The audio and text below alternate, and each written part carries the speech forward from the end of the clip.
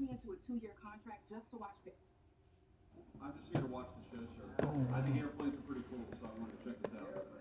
It is cool. Mr. President, anything that China can do to take off the trade war at this point, though?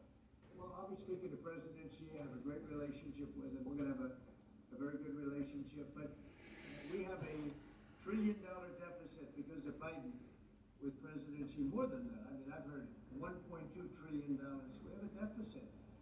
And I've explained that to President Xi. We also have a problem where he's allowing fentanyl to be sent into Mexico and then cross the border and, killing. I think the number is much higher than the 125, 115 that I think it's closer to 300,000 people a year. And so that's a problem. But they have a tremendous surplus against the United States, and we don't want that. Why do you want to raise power? I never raised the time to ask them for exemptions on tariffs. Is that something that is under consideration by you? Well, people are coming to me and talking about tariffs, and a lot of people are asking me if they could have exceptions. And once you do that for one, you have to do that for all. So, I mean, generally, I did something interestingly during 2 weeks ago. I gave the American car companies a break because it would have been unfair if I didn't. And everybody said, oh, he changed his mind on tariffs. I didn't change my mind. I helped our sort of big three, big four. I helped some of the American companies. And instead of taking it properly, they said, oh, he changed it. I don't change, but the word flexibility is an important word. Sometimes there's flexibility, so there'll be flexibility, but basically it's reciprocal. So that if China is charging us 50% or 30% or 20%, and I don't mean China, I mean anybody, any country, Canada. Nobody knows that Canada is charging our dairy farmers. They have 270% tariffs. Nobody knows that. Nobody knows that. They have up to 400%. They have a couple of tariffs at 400%. Nobody knows that. Nobody talks about that. And remember, with Canada, we don't need their cars, we don't need their lumber, we don't need their energy, we don't need anything from Canada, and yet it costs us $200 billion a year in subsidy to keep Canada afloat.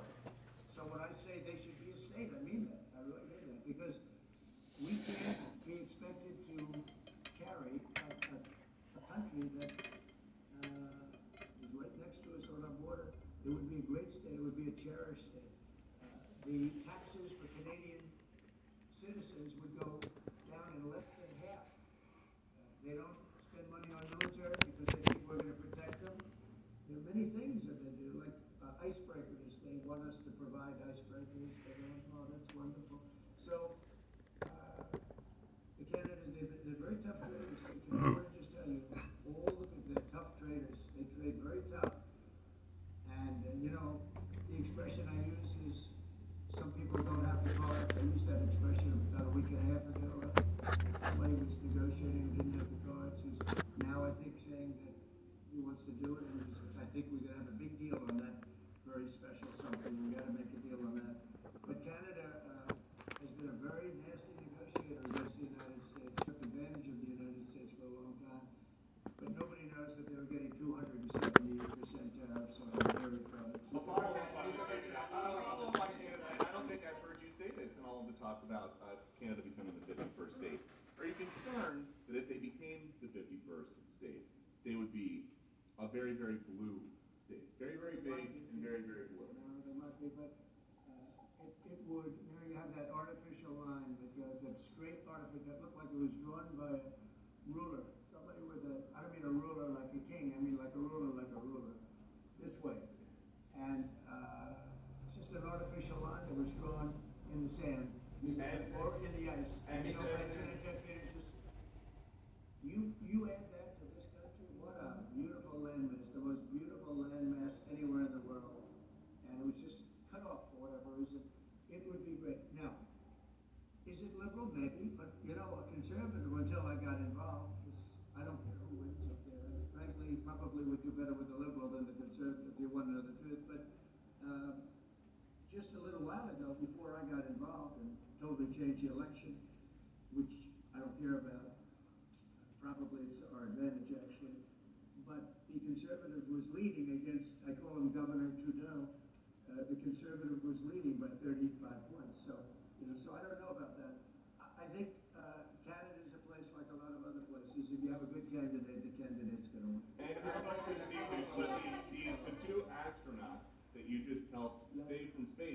They didn't get any overtime pay for all that extra time. They got $5 a day per diem. For 286 days, that is $1,430 in extra pay. Is there anything the administration can do to get them, to make them whole? Well, nobody's ever mentioned this to me. If I have to, I'll pay that in my own pocket, okay? Okay. Mr. President, I want to follow up on the city tonight. I like that. Mr. President, I'll pay it right out of my, is that all? That's not a lot. For what they had to go through. And I want to thank Elon Musk, by the way, because think if we don't have him. You know, there's only so long, even though they're in the capsule up there, that the body starts to deteriorate after 9 or 10 months and gets really bad after 14, 15 months with the bones and the blood and all the things that you've been reporting on very well. And if we don't have Elon, they could be up there a long time. Who else is going to get him? And I just want to thank him. He's going through a lot, what they're doing to him. And these people are going to be caught. I was a vehicle maintenance technician working on automotive. I went from transitioning from working on cars to now working on forklifts. Fixing forklifts, train. Hey, you said this morning 20 years in jail, and then maybe they'll go to one of these prisons in El Salvador. Do you think with the way that the judges have been issuing injunctions, it would be easier or harder to send these Tesla domestic terrorists to a jail in El Salvador than these MS-13 or Tren de Aragua guys? Well, I view these people as terrorists just like others. When I looked at those showrooms burning and those cars, not one or two, like 7, 8, 10 burning, exploding all over the place. These are terrorists. You didn't have that on January 6th, I can tell you. You didn't have anything like that on January 6th, which is sort of amazing because when January 6th, the Democrats were talking, nobody was killed other than a very beautiful young woman, Ashley Babbitt. Nobody was killed. And you look at what's going on now with these terrorists. These are terrorists. So that's an organized event. You know, take a look at their signs. Take a look. They're all made by the same sign company. Nice, expensive job. You know, these are the people that finance it are, in my opinion, in just as big a trouble as the people that are setting the match and setting the fires. So we'll see. It's under very serious investigation by the FBI and by the Justice Department. These people are terrorists. You mentioned a deal with Ukraine. What do you say to American military families who are seeing Elon Musk at the Pentagon today, are hearing about defense